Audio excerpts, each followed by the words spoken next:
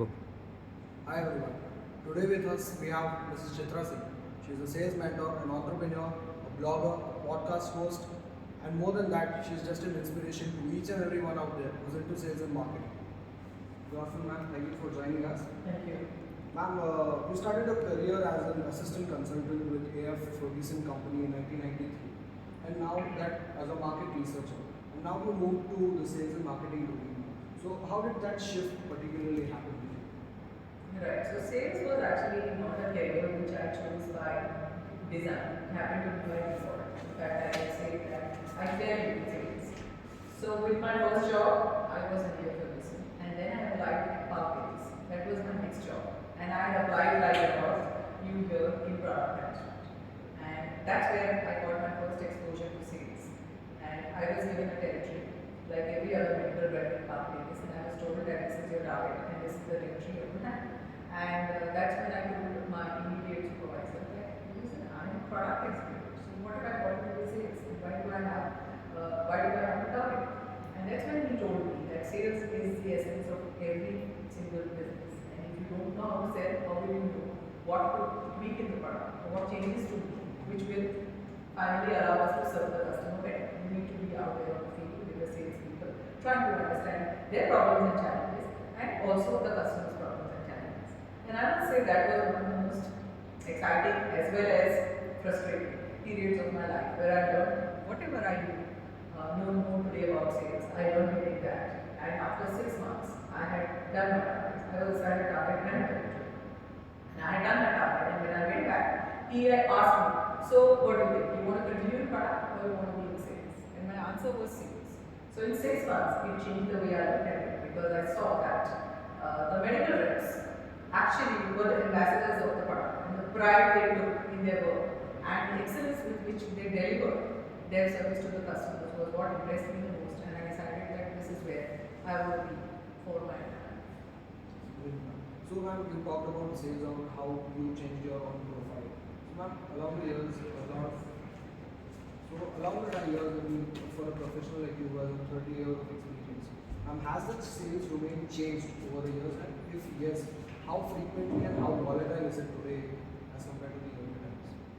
And definitely there's been a lot of change, and I must say that the change has come with the advent of technology. There's been a lot of progress in the way we do sales. So for example, earlier we had something called a JCP, which is called a Journey Sample Plan, when we were as a medical in Johnson, which meant that basically we had on paper in an Excel sheet where we have to go in terms of calls. So first you go to Goregaon, then you go to Malad and so on. And now today you, that with the advent of technology, everything is on a CRM, and you have all your calls, all your leads, all your opportunities recorded in the CRM. So that has made selling easier. It has also made us more productive because a lot of the mundane and the repetitive tasks which we were doing, including maintaining Excel sheets, sending proposals, follow-ups, and so on, is easier because of the CRM.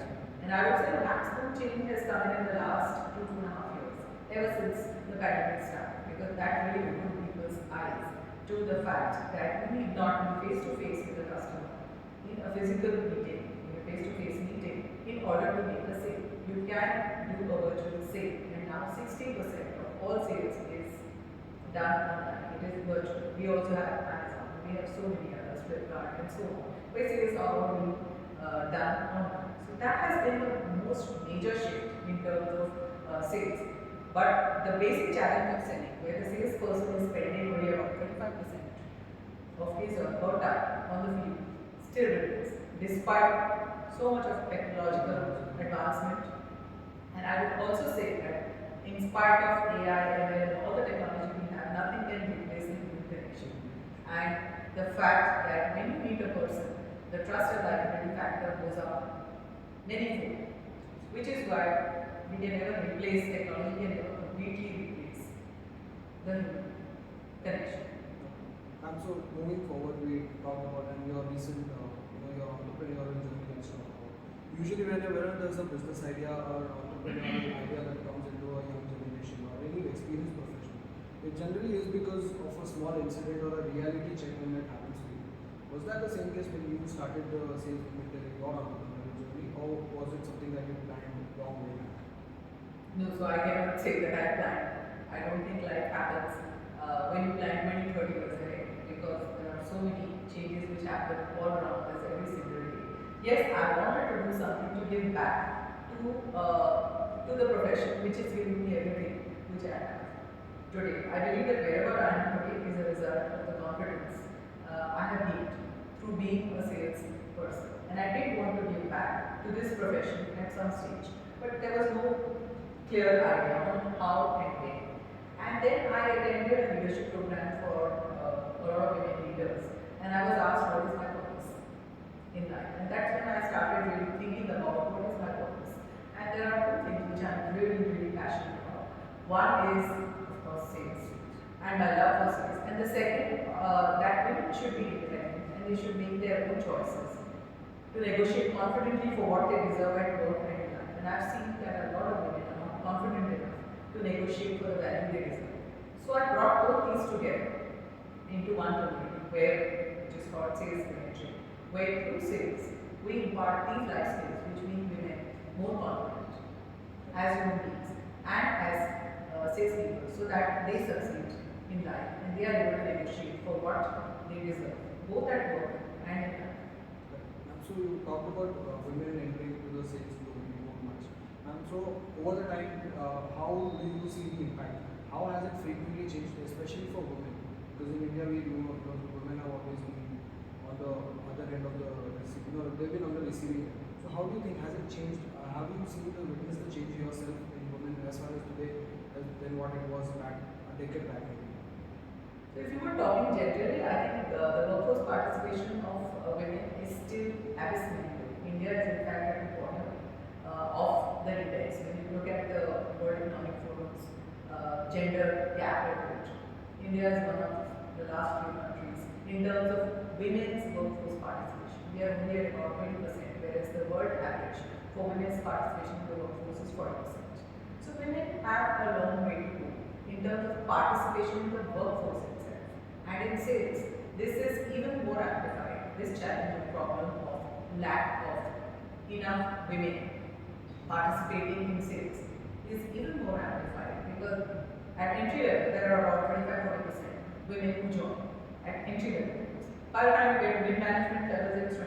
And by the time you get to senior roles in sales, it's in single digits. Hardly 8 to 10% of sales leaders are women. So the problem and challenge still exists, and that is why this community, I felt, would be addressing definitely this problem or gap in the market where we don't see enough women in sales. So the purpose of the community is twofold. Obviously to get more women into sales, but the second also is to elevate sales itself as a profession of pride and choice for women, where they can see the many benefits of sales rather than only the challenges of sales. Alright, so ma'am, coming to the last question. If you were to give, you've interacted with a lot of female workforce, irrespective of their ages. So if you see the young generation of female women who want to get into sales and marketing, what are the, not three but two most crucial advices that you would give them? Right. So the first is obviously that don't make your choices depending based on what is your perception of what sales is. Because once you get into it, you will find that it's very different from what you've seen it to. The second is that sales, obviously you have the opportunity to earn much more than your salary itself. Sometimes 2x, 3x times your salary you earn in terms of incentive, in terms of visibility, in terms of opportunity to accelerate your career, travel, see the world, in terms of having new experiences, meeting new people and making the connections which will help you succeed in life. Sales is automatically a profession that positions you at the top. A lot of women actually struggle with self-promotion and with being visible at the workplace, and also with networking in the workplace. Why? Because we often have other commitments like family and kids and children and so on, and therefore we don't invest enough time in networking and making the right connections in order to succeed. And once you are in sales, this becomes an integral part of your job itself, because it is a crucial part of sales is having the right connections and the right network, and that is why in effect it helps you succeed in life. So to succeed in sales, I think you have to be a person who loves to listen. Contrary to what people think, you have to listen more than you talk. You have to be interested genuinely in people. You have to be able to be a collaborative player rather than a competitive player. Because instead of focusing on winning the team, you have to focus on winning over the customer and opening a relationship. You have to be curious. That's when you will find things to talk about with people and find things interesting about them when you ask questions. And you have to have the confidence that you will succeed in any profession which you put your hand in. And in sales, confidence is required all the more because, like I already said, that every time you are in front of a customer, it's like you're on stage and all the lights are on you, and you represent your brand, your company, and your product. And since you are the brand ambassador, the customer sees your face first. So you have to have the confidence and the conviction that your product and your company are the best. And sales in effect leads you there. It gives you the confidence and conviction in yourself to be ready to face any eventuality and any obstacle. Alright, thank you so much, ma'am. Thank you for your time.